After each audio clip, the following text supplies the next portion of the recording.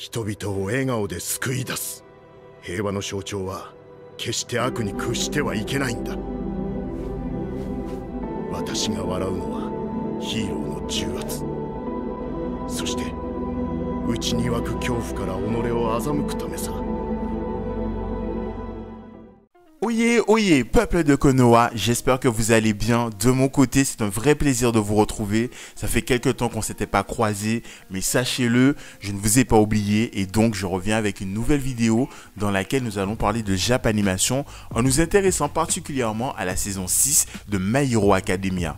Et il faut le dire très clairement, cette série ne me laisse pas du tout indifférent. Nous allons donc faire un bilan de mi de saison durant lequel je vais vous expliquer quelles étaient mes appréhensions de la saison 5. Est-ce qu'elles ont été levées avec ce début de saison 6? Quels sont selon moi les points forts et les points faibles de cette saison 6?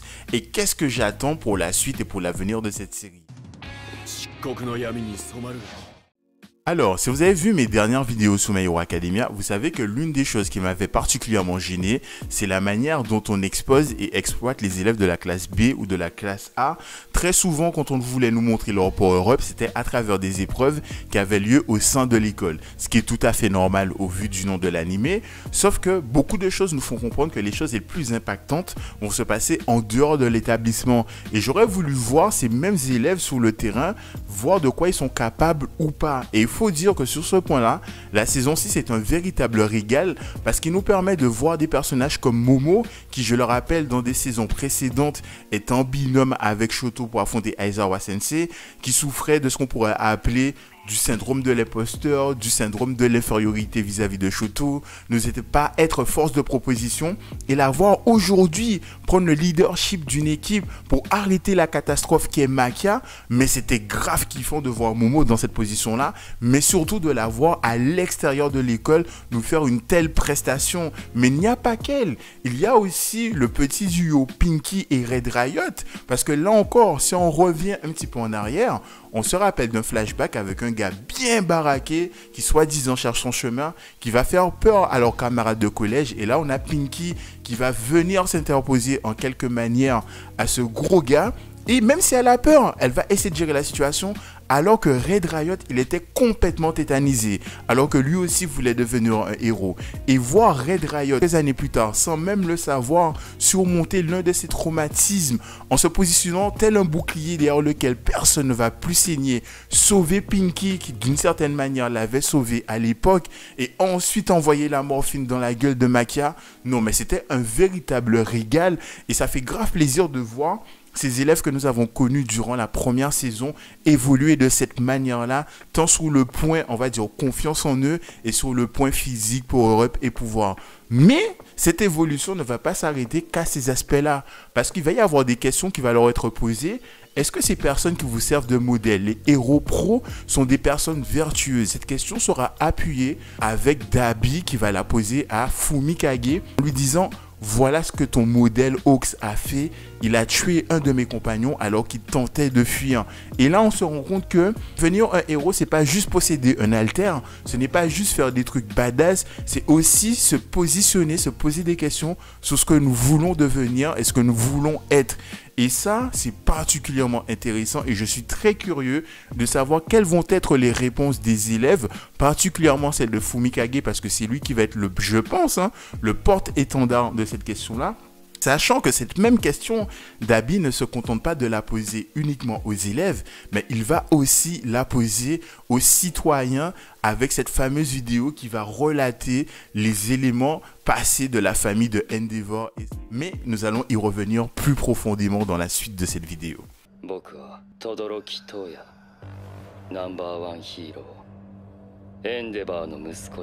Alors, en ce qui concerne notre ami Dabi, il faut savoir que j'avais déjà des réticences sur le rapport qu'il avait avec Endeavor depuis la saison 5, parce que je me demandais comment se fait-il qu'ils connaissent l'identité de Endeavor.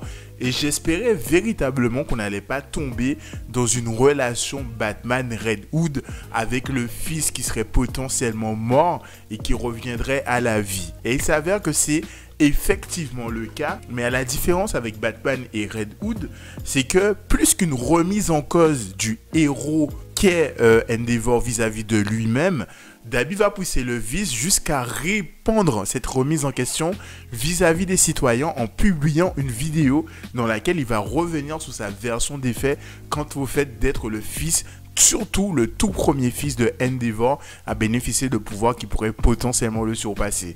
Et en vérité, ce petit plus ramène quelque chose, mais il m'effraie en même temps. Parce que je me dis, déjà entre la saison 4 et 5, nous avions déjà un Endeavor qui avait une image de héros qui était relativement ébranlée alors qu'elle n'avait même pas encore éclaté au grand jour. De par le fait que All Might avait disparu de l'équation, faisant de lui le héros numéro 1, le public n'était pas forcément de ce côté, et les héros pas forcément non plus, même si ses pouvoirs étaient respectés. Et il y en avait même aussi quelques immersions dans sa famille, où on voyait que le gars, il se remettait en question. Et en fait, j'ai peur que l'apparition de Dabi fasse un reset du mindset de Endeavor qui était déjà sous la bonne voie et qui se mette à réapprendre des leçons qu'il avait déjà apprises.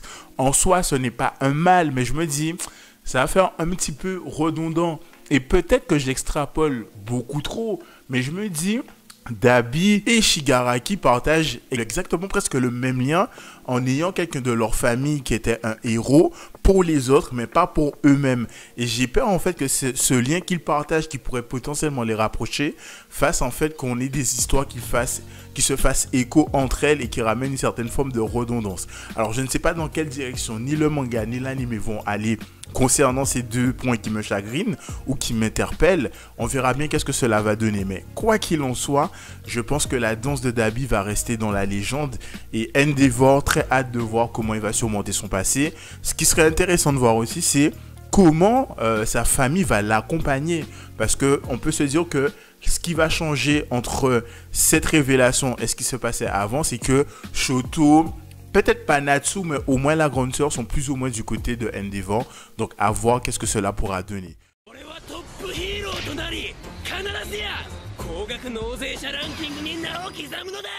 Alors, nous en sommes à la partie mention honorable, partie qui va conclure cette vidéo. Et j'aimerais débuter celle-ci avec quelque chose qui m'aura grave fait kiffer. C'est la capacité de cette saison 6 à plusieurs reprises de me faire me dire mais qui sont les véritables héros de cette histoire. Parce que ce soit avec Twice et sa volonté de défendre ses Nakama, et pourquoi pas d'accueillir Hawks parce que c'était un incompris comme l'a pu être Twice à un moment donné de sa vie. Ou alors avec Mr. Compress, toujours avec cette volonté de défendre ses Nakama, mais en disant j'aimerais qu'on puisse atteindre tous ensemble notre but et notre rêve. Je m'étais dit, mais en fait c'est véritablement des héros de shonen, ces vilains. Et à un moment je me suis dit, ouais, les gars de UA, ils sont méchants quand même. Et j'aime bien cette ambivalence que l'anime a créée chez moi par instant. Et surtout, ça m'a fait comprendre, et ça on le comprend depuis quelques saisons d'ailleurs, que les méchants de My Hero Academia, les vilains pour être plus précis, parce qu'en réalité ce ne sont pas des méchants, parce qu'on n'est pas dans un monde manichéen. Ils ont véritablement du relief, ils ont des choses à raconter et surtout ils ont des émotions à nous faire véhiculer. Et que dire, c'est grave beau en fait. Alors, parmi les choses qui font et qui font du bien, comment ne pas parler de l'évolution de Bakugo qui commence à prendre tout son sens dans cette saison 6, qui nous ferait presque penser à un début de bascule ou pourquoi pas d'un point de non-retour dans son évolution, notamment parce qu'il a trouvé son pseudo héroïque que je ne saurais prononcer ici et qui n'a rien de très chaleureux. Mais comment ne pas penser à Best Jeans qui d'ailleurs a fait son retour dans cette saison 6, qui lui a dit reviens me voir lorsque tu seras capable de me donner un nom de super-héros qui ne soit pas ridicule et qui reflète véritablement quelque chose de chaleureux. Donc j'ai véritablement envie de voir la réaction de son mentor entre guillemets face à ce pseudo héroïque. Mais aussi comment ne pas parler de, de son évolution vis-à-vis de Midoriya, où il commence à mettre un petit peu son ego de côté, et je suis même pas sûr que le terme ego soit très approprié, mais quoi qu'il en soit, on sent que Bakugo n'est plus le même homme. Il va jusqu'à prendre sur lui, donner de sa vie et de sa personne pour sauver Izuku et penser au futur qu'il peut potentiellement représenter. Et non mais Bakugo, il a juste été kiffé de bout en bout sans pour autant perdre ce côté et cette essence explosive qui fait de lui le personnage qu'on apprécie tant. Et pour finir, nous allons parler de Midoriya Izuku aka Deku, qui franchement à plusieurs reprises je me suis dit le bouc il est fou, même s'il a fait preuve d'une détermination fortement admirable face à Shigaraki et à sa nouvelle transformation. À plusieurs reprises je me suis posé la même question que Gran Torino: quel serait le pire scénario ici si Shigaraki venait à mettre la main sur Deku qui veut l'affronter, et celui-ci va mettre toutes ses forces dans son combat. On va voir ses bras dans un piteux état. J'ai pas pu m'empêcher de penser au docteur qui lui a dit: si tu continues de te blesser de la sorte, tu ne pourras plus utiliser tes bras. Et là, on n'avait pas encore l'information que Eri commençait à avoir le bout de son entraînement et qu'elle pourrait potentiellement faire un rewind, qui a été confirmé avec l'arrivée de l'Humilion. Si on met ces informations entre parenthèses, je me suis dit, en fait, pire qui puisse arriver, c'est que d'une manière ou d'une autre, Shigaraki réussisse à s'échapper et que Midoriya soit infirme et donc dans l'incapacité d'utiliser le One for All en fait. Et c'est ça qui me faisait tilter à chaque fois. Mais bon, il y a eu Eri et la voie de la facilité. Pourquoi pas? Ceci étant dit, nous avons de nouvelles questions qui vont être posées, comme comment Midoriya va apprendre à contrôler tous ses pouvoirs, parce que là maintenant il a débloqué le 6e sens façon Spider-Man. Il a même réussi à communiquer avec certains de ses prédécesseurs, et forcément j'ai pas pu m'empêcher de faire la comparaison avec Tsuna de Kateishi Hitman Reborn, qui avait exactement cette même faculté. Donc à voir quelle direction l'anime et l'auteur de My Hero Academia va prendre. Et en plus, autre question, je me suis rendu compte que d'un côté, nous avons Midoriya, certes avec ses prédécesseurs, qui limite veulent juste l'aider à avancer, mais sans pour autant lui mettre la pression ou faire leur ombre planer sur lui. Et de l'autre côté, nous avons Shigaraki, qui a pour seul prédécesseur le One for All.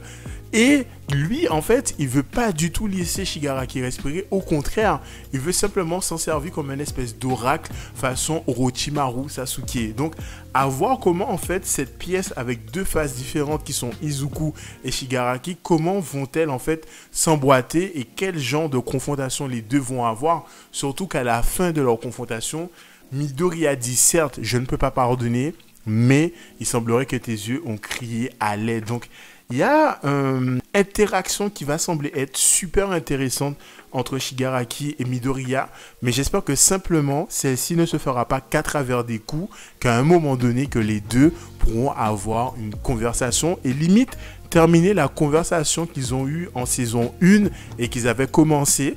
Et ce serait tellement kiffant d'avoir le point de vue des deux vis-à-vis de leurs prédécesseurs et de l'héritage qu'ils ont tous les deux reçu. Donc, quoi qu'il en soit, voici comment se termine la vidéo sur cette première partie de la saison 6. Je vous laisse me dire en commentaire qu'est-ce que vous avez pensé de celle-ci. Que pensez-vous de mon avis de la vidéo sur cette dernière? Et en attendant que tout cela se fasse, bien évidemment, je vous souhaite une très belle et longue vie. Au revoir, merci. Au revoir, merci. Au revoir, merci.